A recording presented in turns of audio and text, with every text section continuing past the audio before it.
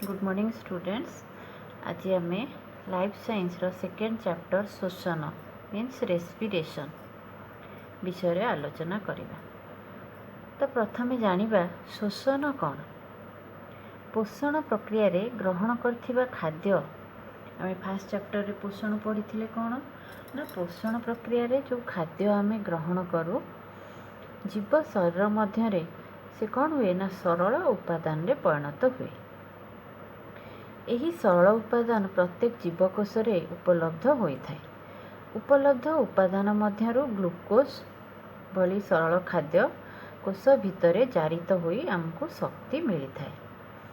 यह एक अपचय प्रक्रिया काटाबोलीची प्राप्त शक्ति प्रत्यक्ष बा परोक्ष भाव रे जीव को क्रियाशील कराए एवं बंची रहिबार क्षमता देइथाय। तेणु शोषण प्रक्रिया द्वारा जीव ग्रहण करथिबा खाद्यर जारण बा दहन घटी शक्ति मुक्त हेबा सहित अंगारकाम्ल गैस निर्गत होइथाय। शोषण प्रकार केते प्रकार शोषण हुए। शोषण रे ग्लूकोज भली सरल खाद्य जारित होई व्यवहारक्षम शक्ति एटीपी हेबा सहित अंगारकाम्ल निर्गत हुए। अम्लजान उपस्थिति रे हेउथिबा शोषण को आमे कहिबा वायु उपजीवी शोषण बा एरोबिक रेस्पिरेशन। अम्लजान अनुपस्थिति रे हेउथिबा शोषण को आमे कहिबा वायु अपजीवी शोषण बा एनाएरोबिक रेस्पिरेशन। वायु उपजीवी शोषण रे अधिक शक्ति मिलुथिबा बेले वायु अपजीवी शोषण रे कम शक्ति मिलिथाय। कोशीय शोषण। कोशीय शोषण कौन खाद्यर जारण शक्ति मोचन और अंगारकाम्ल निर्गमन कौन कौन होची। खाद्यर जारण होची तादर शक्ति बाहरुची बा शक्ति मोचन होची और अंगारकाम्ल गैस निर्गमन निर्गत हेउची। प्रकृत पक्षे कोशरे एगुड़े साधित हुए। कोशीय शोषण पाई मुख्य आधार रसायन रूपे 6 कार्बन युक्त ग्लूकोज अणु विवेचना करा जाई थाए। अम्लजान उपस्थिति रे ग्लूकोज रो जारण द्वारा अंगारकाम्ल निर्गत हेबा सहित अधिक शक्तियुक्त विजारित अणु और शक्ति मुद्रा तैयारी हुए। कोशीय शोषण 3 पर्याय घटी थाए 3टी स्टेप रे। कौन से गुड़िक गोटा है ग्लाइकोलिसिस, सेकेंड है साइट्रिक अम्ल चक्र, थर्ड है परिवहन संस्था। मन रखियो ये जो कोशीय शोषण आमर 3टी पर्याय घटी थाए। फास्ट है ग्लाइकोलिसिस, सेकेंड साइट्रिक अम्ल चक्र, थर्ड है परिवहन संस्था। तो प्रथमे जानिबा कोशीय शोषण आधार। कोश भितरे कोश जीवक थाए आम जानिछे साइटोप्लाज्म थाए। कोश जीवक कौन होता है ना कोश झिल्ली द्वारा आवृत होता है। आउटर मेम्ब्रेन तार कौन ना कोश झिल्ली प्लाज्मा मेम्ब्रेन जोटा एथिरे विभिन्न अंगिका एंजाइम पोषक अणु इत्यादि थाए। कोश जीवक रे ग्लाइकोलिसिस प्रक्रिया संपादित हुए। माइटोकॉन्ड्रिया गोटे अंगिका से माइटोकॉन्ड्रिया अंगिका 2 स्तरीय झिल्ली द्वारा आवृत। यह भितरे रसपूर्ण अंश को आमे कहिबा मैट्रिक्स। एथिरे विभिन्न जैविक अम्ल एंजाइम लिपिड प्रोटीन अणु इत्यादि थाए। 2 स्तरीय झिल्लीर अंतः झिल्ली मैट्रिक्स भितर को भांग होई पसी रही थाए। एटी चित्र देइछि देख। एही भली भांग को आमे कहिबा कौन ना क्रिस्ट। एठी देख जो भांग हे भितर को सब पशिछि ताको आमे कहिबा क्रिस्ट। मैट्रिक्स रे साइट्रिक अम्ल चक्र प्रक्रिया और अंतः झिल्ली रे इलेक्ट्रॉन परिवहन संस्था कार्य करि थाए। एबे आमे पढ़िबा फर्स्ट स्टेप तार ग्लाइकोलिसिस। कोशर कोश जीवक रे ग्लाइकोलिसिस प्रक्रिया हुए। यही प्रक्रिया रे ग्लूकोज रो विघटन 2 सोपान रे परिचालित होता है। प्रथम सोपान रे 6 कार्बनयुक्त ग्लूकोज अणु एटीपी आडेनोसाइन ट्राइफस्फेट जोटा ताकू कौन करे एटीपी ग्रहण करी उद्दीपित हेबा द्वारा दुईटी कौन हुए ना 3 कार्बनयुक्त सरल शर्करा रे विभक्त हुए। कौन है ना 6 कार्बनयुक्त ग्लूकोज अणु एटीपी की ग्रहण कला करिकी उद्दीपित हेबा द्वारा सी भांगी गला कौन है ना 3 कार्बनयुक्त सरल शर्करा रे विभक्त है दुईटी 3 कार्बनयुक्त सरल शर्करा।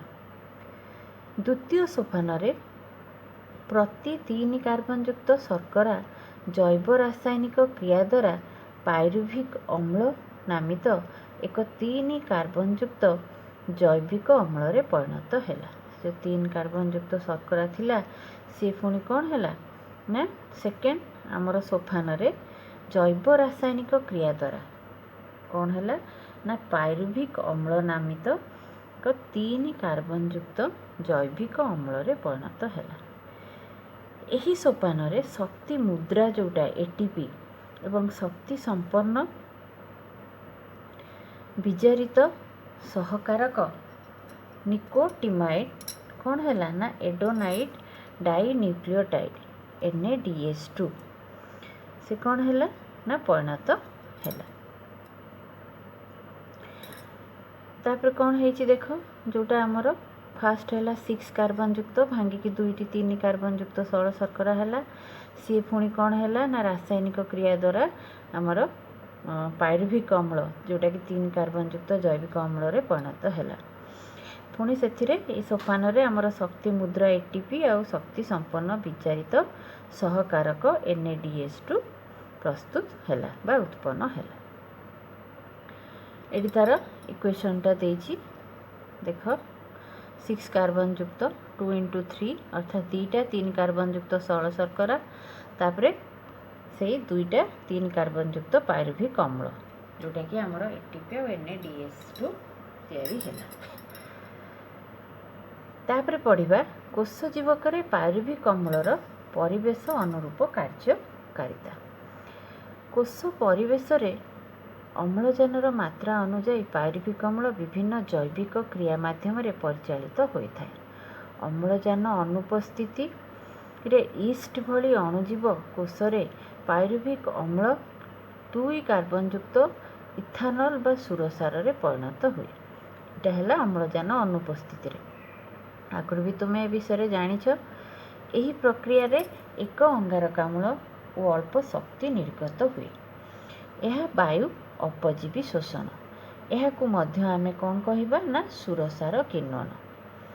अम्लजान अभाव बा अल्प अम्लजान मात्रा रे पायरुभिक अम्ल 3 कार्बनयुक्त लैक्टिक अम्ल रे परिणत हुए जेतेबेले अल्प मात्रा रे अम्लजान थाए।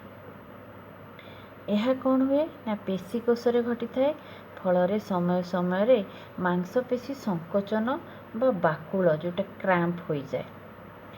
थर्ड है अम्लजान उपस्थिति जो थे आमको सफिशिएंट पूर्ण अम्लजान मिली थाए से पायरुभिक अम्ल माइटोकॉन्ड्रिया को प्रवेश करे और विभिन्न जैव रासायनिक क्रिया माध्यम रे शक्ति मुक्त होगा सहित अंगारकाम्ल और जल निर्गत हुए। यह आमे कहिबा वायु उपजीवी शोषण।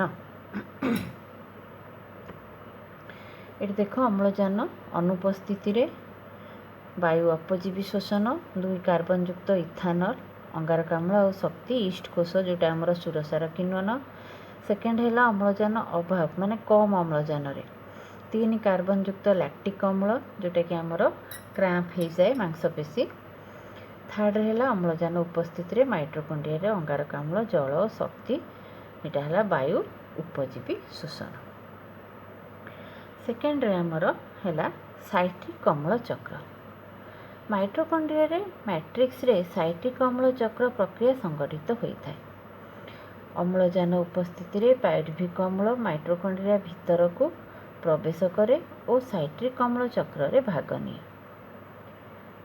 यह 2 पर्याय रे संपादित हुए। प्रथम पर्याय रे माइटोकॉन्ड्रिया मैट्रिक्स रे थिबा एंजाइम द्वारा पायरुभिक अम्ल 2 कार्बनयुक्त सक्रिय अणु रे परिवर्तित हुए और अंगारकाम्ल निर्गत हुए। यही पर्याय रे NADH2 संश्लेषित होता है।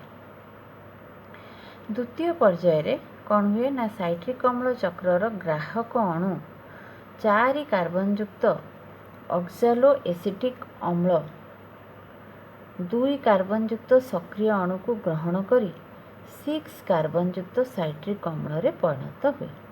सेकेंड पर्याय साइट्रिक अम्ल चक्राकार रे विभिन्न जैविक अम्ल रे परिवर्तित होगा सहित शेष रे ग्राहक अणु OAA को पुनरुत्पादन करा जाए। एही पर्याय रे अंगारकाम्ल निर्गत होगा सहित विजारित सहकारक जोटा NADH2 FADH2 और ATP उत्पन्न होता है। एटा देखो साइट्रिक अम्ल चक्रर आमर डायग्रामटा दिया है।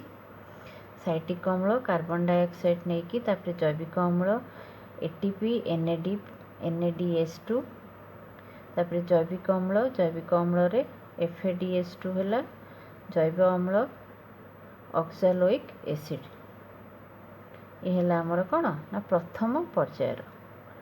साइट्रिक अम्ल चक्र को सर हांस क्रेब्स 1953 मसीह आविष्कार करथिले। तांको नाम अनुसार यही चक्र को मध्य आमे क्रेब्स चक्र कही थाउ। थर्ड पॉइंट हैला इलेक्ट्रॉन परिवहन संस्था। इलेक्ट्रॉन परिवहन संस्था माइटोकॉन्ड्रिया अंतःझिल्ली रे रही थाए। संस्थाटी विभिन्न प्रोटीन और इलेक्ट्रॉन वाहक अणु द्वारा गढ़ा। ग्लाइकोलिसिस और साइट्रिक अम्ल चक्रर उत्पन्न होइथिबा सहकारक कौन ना NADH2 और FADH2 अणुर एही संस्था द्वारा प्रक्रिया कारण होइथाए एवं मोचित शक्ति ATP तैयारी हुए। विजारित सहकारक गुड़िकर इलेक्ट्रॉन बाहरी इलेक्ट्रॉन वाहक अणु श्रृंखल माध्यम गति करे और बाहरुथिबा प्रोटीन H+ प्रोटॉन वाहक मध्य 2 झिल्लीर मध्यवर्ती स्थान को स्थानांतरित होता है। श्रृंखलार शेष रे थिबा वाहक अणु एक एंजाइम द्वारा इलेक्ट्रॉन सहित मैट्रिक्स रे थिबा द्रवीभूत अम्लजान को मिसाई जल सृष्टि करे। इलेक्ट्रॉन वाहक श्रृंखल रे इलेक्ट्रॉन गति करने समय 2 झिल्ली मध्य थिबा अंतर्वर्ती स्थान मझी जो स्थान रही 2टा झिल्ली मझिरे अधिक परिमाण रे प्रोटीन जमा हुए। यह द्वारा एक प्रकार प्रोटॉन गति सक्षम बल तैयारी हुए। यही बल को उपयोग करी ATP सिंथेस नामक एंजाइम ATP प्रस्तुत करे। वायु उपजीवी शोषण रे 6 कार्बन युक्त ग्लूकोज संपूर्ण भाव में जारित हुए एवं यह प्रतिटी कार्बन अंगारकाम्ल रे परिणत हुए। अम्लजान उपस्थिति रे एही प्रक्रिया चलीथिले मध्य कोशीय शोषणर शेष सोपान रे अम्लजान व्यवहृत हुए।